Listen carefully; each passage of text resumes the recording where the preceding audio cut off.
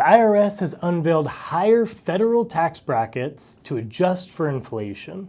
There are also changes to the long-term capital gains brackets, estate tax exemption, child tax credit eligibility, and more for 2025. As you build your wealth through investing and other means, taxes become more and more of a burden. Understanding this that I'm going to teach you in this video is going to help save you tens of thousands and possibly in the future hundreds of thousands of dollars. Part of getting rich is offense or playing offense through investing.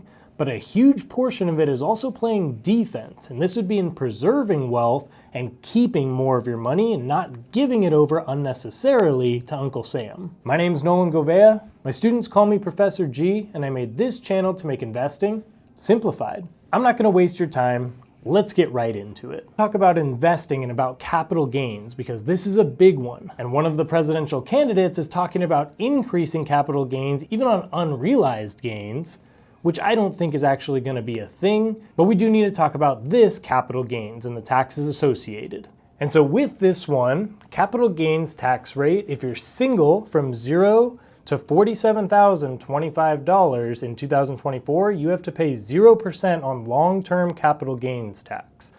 That got upped to $48,350 for 2025. As far as single in 2024, you're going to pay 15% on something between about $47,000 to about $518,000, whereas for 2025, between $48,000 and $533,000. So that went up a little bit too. And then it's 20% for $533,000 or more, whereas right now it's $518,000 or more.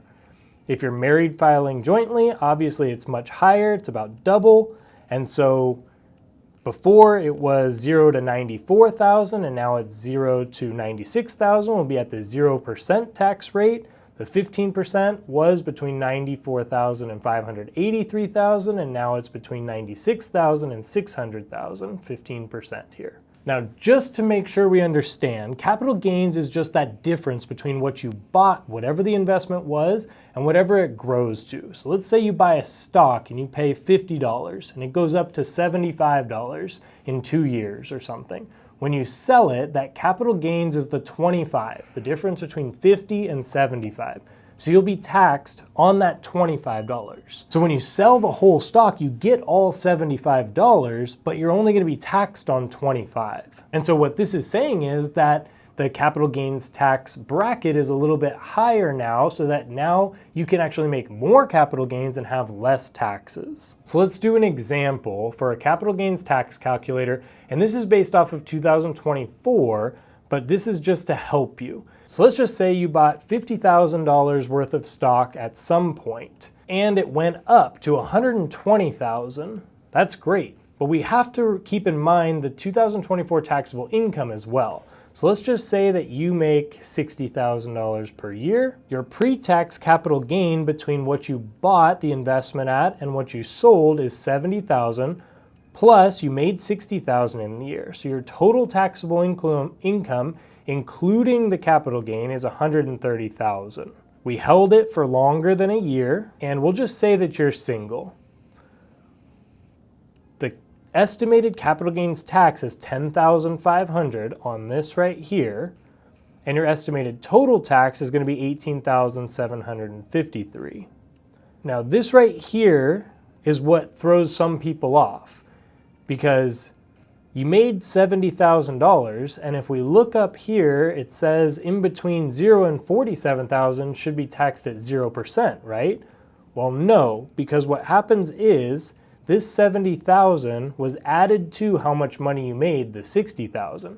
And so technically they're saying this 70,000 is inside this right here. It's in between 47,000 and 518,000 because it's 120,000 was what you made for, or 130,000, sorry, is what you made for the year.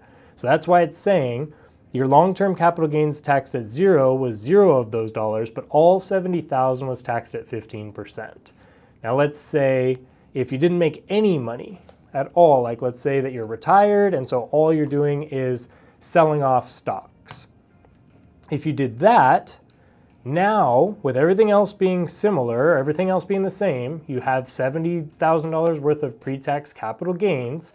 Your estimated tax now is only $3,446 because this much, the total amount, $47,025, was taxed at 0%, and then the rest of the money was then just taxed at 15%.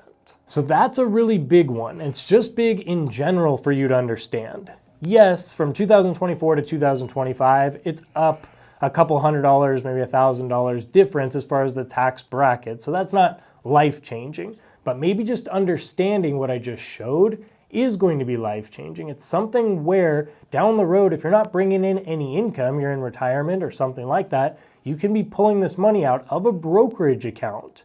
And if it's under that $47,000, you're not getting taxed at all if that's the only money that's coming in. That capital gains of that much, you could have totally tax-free, just like how it is in a Roth IRA. So that's something to keep in mind, is to play the tax brackets and to understand that long-term capital gains tax does work in your favor for the most part. So when we look at the actual tax brackets here, I'm gonna go back and forth between 2024 and 2025 so that you can see the difference. In 2024, in this tax bracket range for 10%, singles up to $11,600 and married is up to $23,200. If we look at 2025, it's actually up to $11,925 or $23,850.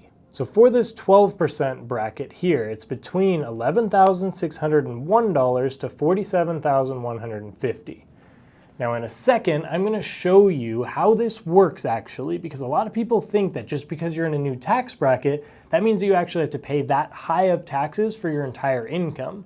That's not the case, so I'll show you through some pictures. As far as in 2024, it was $23,201 to $94,300 as a household for married filing jointly. And when we look down at 12% here, as far as married, it's between $23,851 to $96,950. And for the single was $11,926 to $48,475. So when we look at the difference between 2024 and 2025 in general, it's not a huge difference. If we can look down at the biggest one for 37%, it's $626,351 or more for single and $751,601 for married filing jointly, whereas it used to be 731 instead of 751, and then it used to be 609, and now it's going to be 626. So not a huge difference there. Now what I was talking about from before, this is visualizing how the US tax bracket works.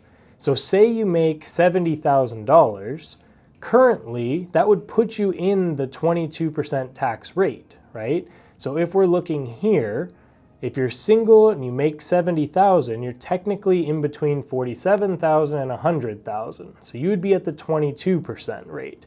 But if you look down here, you're not taxed 22% the whole way through.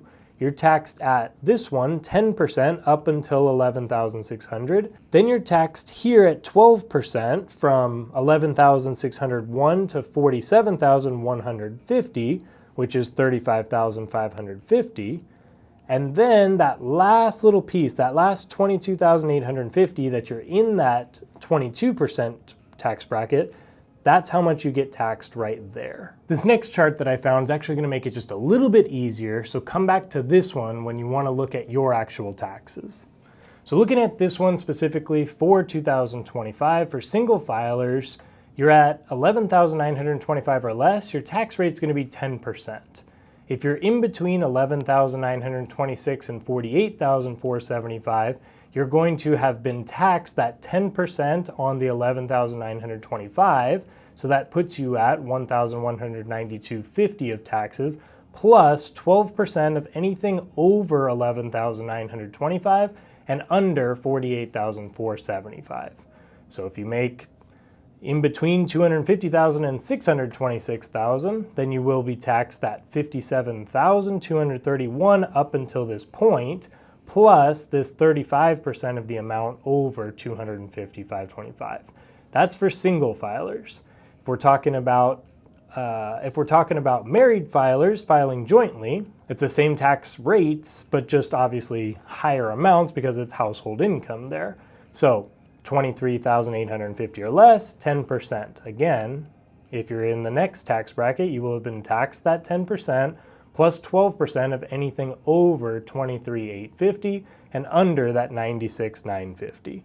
If you guys as a couple, both of you make 200,000 and so you're 400,000 or so, you will be taxed 80,398 plus 32% of anything over that 394,600 and under 501,50. One big thing to keep in mind is that the tax brackets have been changed and Trump brought those tax brackets down, but that's set to expire here in the near future. It should expire in 2025 unless they decide to extend them, but if they don't, then it's gonna look like this. After 2025, lower taxes enacted by former President Donald Trump will sunset without action from Congress.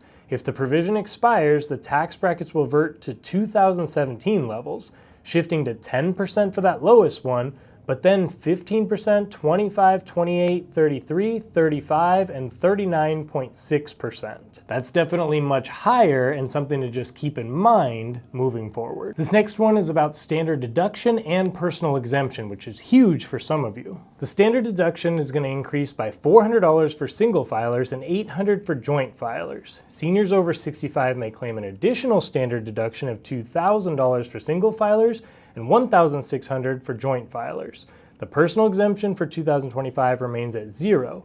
Eliminating the personal exemption was part of the Tax Cuts and Jobs Act of 2017. So again, if that doesn't get extended, we're going to see some issues in this regard as well. But anyway, let's look at the chart. So the filing status, if you're single, you can deduct $15,000. Married filing jointly is $30,000. And head of household is $22,500. All of these are super important, and just understanding what's what and what's new for 2025 is going to be huge because there's going to be more changes, especially with a new president coming in action pretty soon here. And so keep your eye on what's happening and what's changing. Invest wisely and keep it simple, my friends. Watch either of these two videos to keep you going strong in your investing journey, and I'll be looking out for you on the next one.